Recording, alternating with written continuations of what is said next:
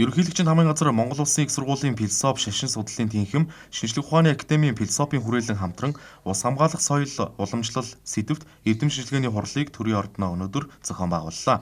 Тус хурлын үеэр эрдэмтэн судлаачид монголчуудын уул усаа дахин шүтэх уламжлал нь зөвхөн зан үйл бус их дэлхий байгаль орчноо хайрлан хамгаалах гүн ухаан соёлын өв гэдгийг онцоллоо. Хурлаар Монгол орны уур амьсгалын өөрчлөлт түүний усны нөөцөд үзүүлж буй нөлөө хөвсгөл нуурын экосистемийн төлөв байдал цаашдын хамгааллын асуудлыг хэлэлцсэн юм а. Мөн ус бол амин оршихуйн үндэс болох тухай монголчуудын уламжлалт ойлголт, лус хавдгийн шүтлэг, соёлын үеийн хадгалалт хамгаалалтын талаар эрдэмтэн судлаачид илтгэл хэлэлцүүллээ.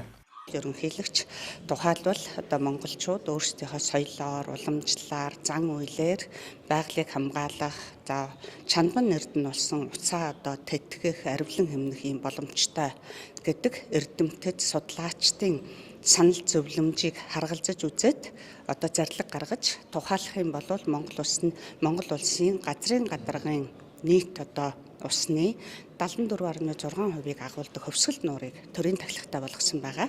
Судалгаанаас аваад үзэх юм бол төрийн тахилгатай, мөн түнчлэн орон нутгийн тахилгатай ийм уул ус овоо бол ямар нэгэн байдлаар нэлээд тийм онгон тагшин байдалтай байгаа нь бол ажиглагддаг. Монголчуудын энэ төрийн тахилга гэдэг төр шашин хоёр хамтран гүйцэтгэдэг зан үйл ёслолыг ЮНЕСКО бол байгаль хамгаалах өндөр ач холбогдолтой юм байна гэж үзсэн байдаг. За ингэж үзэхдээ бол зүгээр нэг хийсвэрээр дүгнсэн юм биш. Энэ бол үе шаттай судалгаа хийж түүнийг хэвлэн нийтэлж эрдэмтдийн дунд хэлэлцүүлэг өрнүүлээд сая дэлхийн соёлын бит бус өвийн жагсаалтанд монголчуудын уул овоог тахих зан заншил бол бүртгэгдсэн байдаг.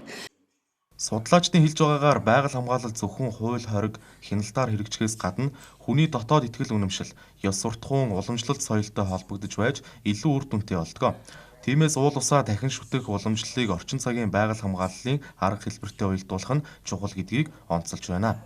Монгол Улсын ерөнхийлөгч хөвсгөл нуурыг төрийн тахилгатай болгох зорилго гаргасан нь нуурыг зөвхөн байгалийн баялаг бус үндэсний үнэт өв шүтээн газар ирээдүйн хойч үедээ бүрэн бүтнээр нь өвлүүлэх ёстой амин чухал оршихуй хэмээн үзсэн төрийн бодлогын илэрхийлэл юм а.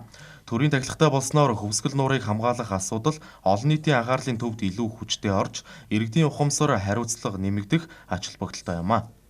Хөвсгөл гэдэг бол өөрөө хөх ус нуур гэсэн утгатай эртний түрэг гаралтай үг.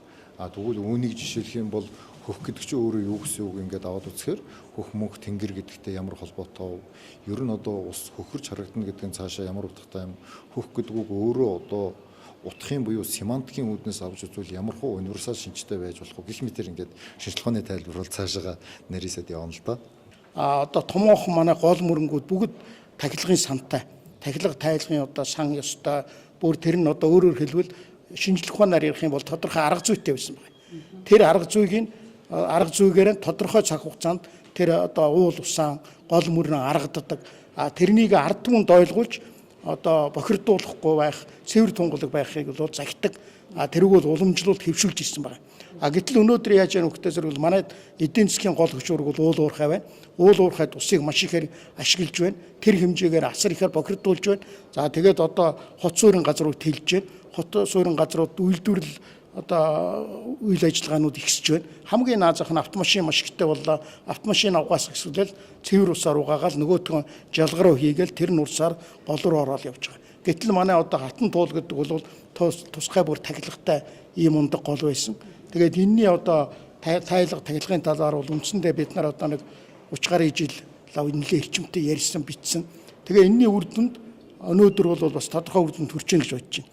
Дэлхийн нийтэд уур амьсгалын өөрчлөлт, усны хомсдол, цөлжилт, газрын дороотол тулгамдсан асуудал болж байна. Ялангуяа хуурай эрсдэс уур амьсгалтай Монгол орны хувьд усны нөөц их үүсвэрээ хамгаалах асуудал улам бүр эмзэг сэдэв болоод байгаа юм а. Судалгаагаар Монгол улсын нийт газар нутгийн 70 гаруй хувь нь ямар нэг хэмжээгээр цөлжилт, газрын дороотолд өртөөд байгаа нь ус, бэлчээр, хөрс, экосистемийн хамгааллыг үндэсний хэмжээнд авч үзэх шаардлагатайг харуулж байна. Энэ нөхцөлд монголчуудын уул усаа дахин шүтэх уламжлал нь байгаль дэлхийгээ хайрлах, хамгаалах, зохистой харьцах амьд соёлын илэрхийлэл юм а. Тиймээс уул усны тахилга шүтлгийг зөвхөн уламжлалт зан үйл бус байгаль хамгаалах чухал арга хэлбэр гэж үзэх шаардлагатайг эрдэмтэн судлаачид онцолж байна.